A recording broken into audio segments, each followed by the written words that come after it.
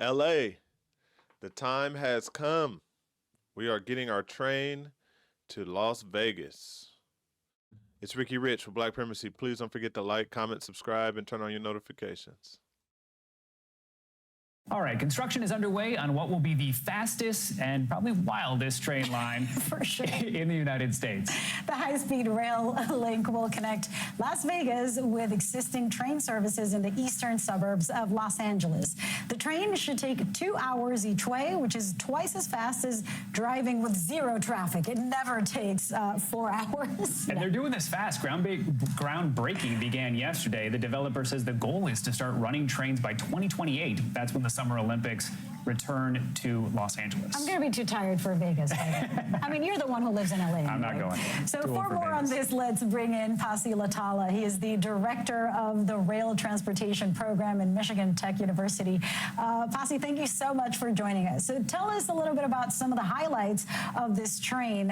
What makes it significant other than the journey back to LA? Because I've taken enough flights back to LA from Vegas, and that's always a surprise. Well, I think one of the biggest significances is the aspect that it is a private company building this train and not a public service. So the companies are seeing this as an actual investment. And of course, that means it's going to be super expensive.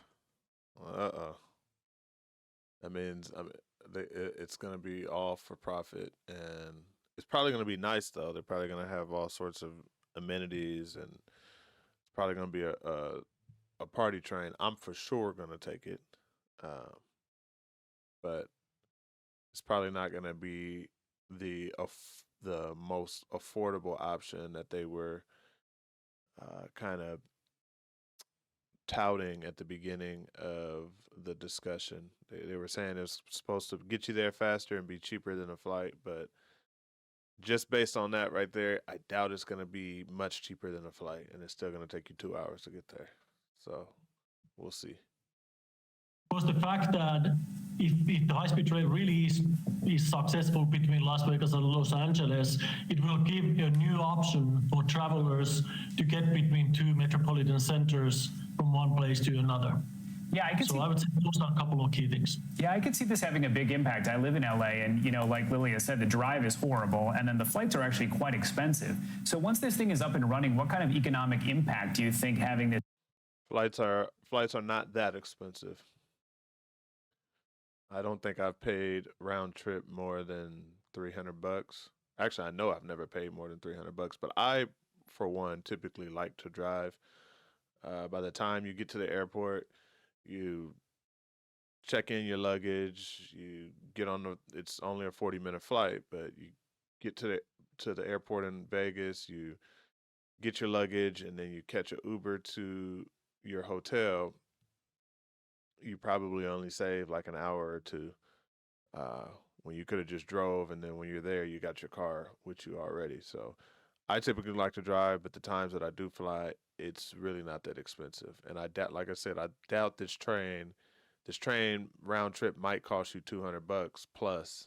I'm gonna say 200 on the low end. So if I can get a flight for 300 or even 350, I probably would do that before spending 2 hours on the train, because the train is going to have similar things. You're going to have to get to the place, park your car, or Uber to the place, check in your luggage, and then get your luggage when you get there, and then catch an Uber to the hotel. It's still going to be, 3 to 4 hour trip from when you leave your house. Well, definitely a 3 to 4 hour trip from when you leave the house to when you get to the hotel. So we'll see. This train option could have on the entire region. So, running trains by themselves normally aren't really that profitable, but it's all the additional economic development. For example, stations can be a real revenue generators. And the other thing, if there's an opportunity for business travelers to move smoothly, reliably, and quickly between the metropolitan centers, it may really increase the interest for the business collaboration between Las Vegas and Los Angeles, in addition to the general public.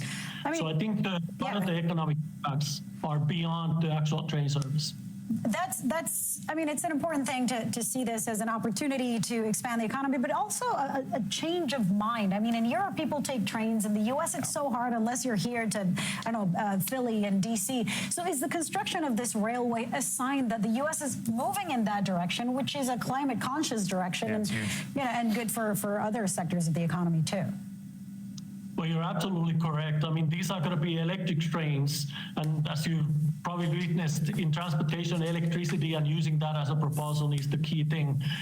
And you're absolutely right. Also, it's a culture change, and success beats success. If you get a couple of high-speed train systems running profitably or successfully in the US, you can probably see additional ones starting to be built up and continuing, because people do like it. I can tell you in Europe, I'm from Europe myself originally, so. Yep. Yes, we need more trains. And there is a track record here. This company, Brightline, has a train that's already operating between Orlando and Miami. So one, yeah, it's fast. This is round 2. All right, Pasi Latala, thank you so much. We appreciate your time. Yeah, I don't think that U.S. will ever compete with other countries in the rail system. The rail system in the U.S. was really built not to carry passengers around, but to carry products around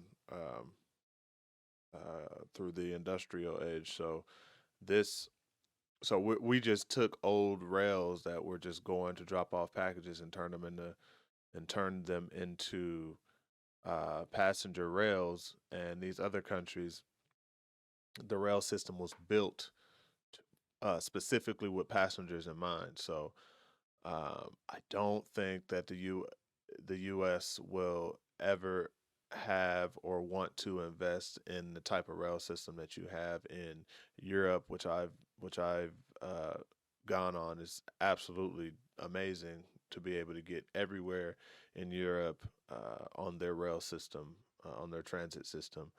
Um, and I also experienced that in Tokyo. Same thing. It was I did not have to rent a car. I had no issue getting from my hotel to any place I needed to get to in Tokyo within a matter of 20 to 30 minutes.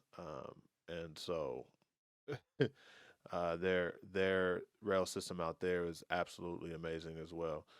Um, so this will be interesting. This will be fun. I did notice that for those of you who are not in LA, and for those of you who are in LA but didn't really realize it, let me see if I can back it up some. Oh, yep, right here. Um, it seems that the actual train is going to be starting in the IE. So you're going to have to catch the regular Metro link to get to the IE and then catch the train from the IE to Vegas. So this is really more so of a benefit to those who live in the IE, not those of us who live in LA. And I live way west LA here in Inglewood. And so it's probably a 20, 30-minute drive if I'm lucky just to get to the downtown station where I can then catch the Metro link to Rancho Cucamonga. This is not for people who live in the South Bay, Santa Monica, Inglewood, Torrance, this west part next to the water area. Um, it's going to take us too long to get, and when you travel from even from downtown LA to Rancho Cucamonga, that could be 2 hours by itself. That's really, in my opinion, that's the longest part of the drive, is getting out that way. Once you get to Rancho, you go up the 15, and there can be traffic on the 15, but typically, depending on what time you leave, it's not really traffic going up to 15. If you're leaving in the afternoon, because most people are coming home from work, um, you really don't experience. It could take you 2 to 3 hours from the 15 to get to Vegas on a good day. So you're not really saving much time if that train is going to take 2 hours. Now that I'm looking at it, I could be wrong. Maybe I'm missing something, but I know I've been able to get from Rancho Cucamonga to Vegas in less than 3 hours easily. And most of the traffic I experience is getting out of LA. So this will be interesting. I'm assuming there's a bunch of stops, and that's why it takes the train 2 hours. But like I said, it'll be fun still. I'm sure it's going to be drinks offered, and it's going to be a party train. I will look to be one of the first people on the train. Um, one of the first train rides out. I'm excited. Vegas is my second home, so I won't miss that opportunity. Um, but they did say this is, probably going to take another 4 years, so have to sit back and wait and see. But yeah, LA, we finally got it. They've been talking about it for, I don't know, probably 10 plus years, and they finally broke ground. So this is good news. It's Ricky Rich with Black Primacy. Please don't forget to like, comment, subscribe, and turn on your notifications.